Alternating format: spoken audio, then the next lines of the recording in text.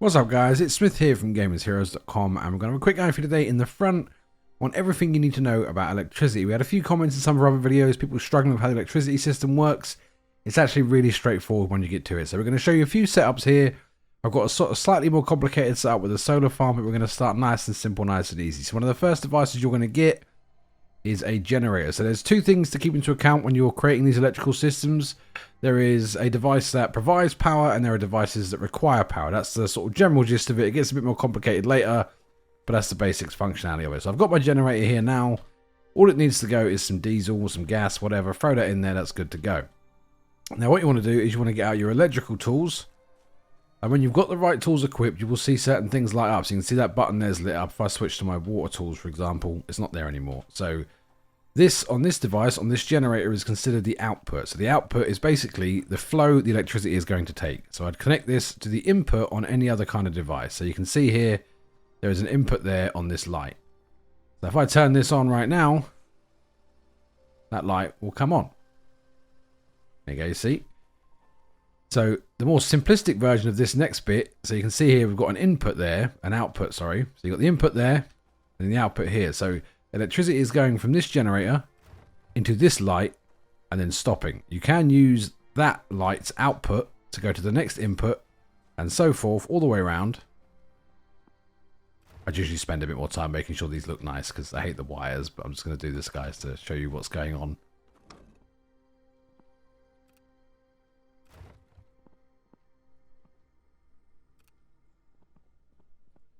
Now what you've done is just create a long line of power cables that will supply each of those devices with power as long as this little device is putting enough out. So this puts out 240 power, which is more than enough for these lights. They take up next to nothing.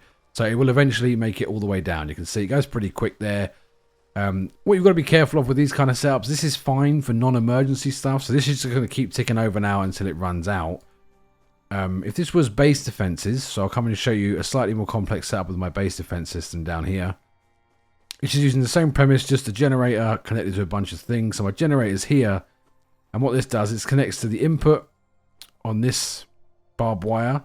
That barbed wire output then connects to the input on the next, and so forth all the way up. So the downside to using the generator system is if you do it in a hurry or you don't plan properly, look how long it takes electricity to spread amongst all the devices I've created. So if I'd already started the wave of my base defense here, they'd already be halfway through before it's all powered up. So it's still working its way up here. It's still not done. So it's probably the easiest to do in terms of just getting the wiring right, but we're going to go into some more advanced wiring setups now. So don't worry too much about that. So we'll turn this off because I'm constantly running out of gas. So you'll see at the bottom here, I've got some other bits and pieces. So we've got this circuit breaker down here, a coupler and a splitter. So I'll show you what's going on with those here. So the circuit breaker is basically an on-off switch. So I would use this for my setup over here. So this is a bit more complicated, but it's the same premise.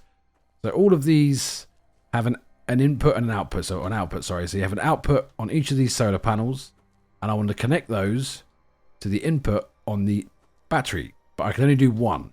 So you can only ever have one connected to one at a time. So obviously this doesn't work because I've got 6 of these. So what I then created was 3 couplers, or 3 couplers here, and you've got 3 at the top. So you've got 3 inputs there, 3 inputs there. So I put the output from one of the panels onto the input there, do that 6 times. That then creates all of the power, goes through this box into one line. Same on this one. So I put those 2 into another one, then absolutely everything from all of these is going into the coupler, which then goes into the battery pack. So you can see here, this is fully stored up now, 160,000. So if I wanted to leave stuff from here, I would use the same process. You go for the output. So I'll just go and I'll remove this one here real quick, so I can show you the switch as well. So we're going to put down this little switch here. This is useful for this one particularly because obviously I don't want it to run out, right? So I only want to use it when I want to use it. So I've got this up.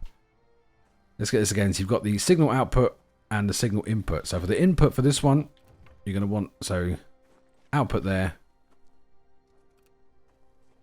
into the input there. So that's sending all the power from there to here. Nothing's going to happen unless I connect this bit to that bit. So again, output to input there. So now if I turn this on, it will send the electricity around and all the lights come off. If I want to save power, I can turn it off and the power will just stop in this box. It doesn't go any further, so it doesn't run out. So that's pretty much all of it. It's the same if you use the bike or any stuff like that. It's just a matter of, once you wrap your head around the inputs and the outputs, it's really not that complicated, but I just wanted to break it down because I know a few people were struggling. So it's nice and quick, nice and easy. Get what you need and get back to the game. If we helped you out today, do like, subscribe, I do appreciate it, and I'll see you in the next one. Take care now.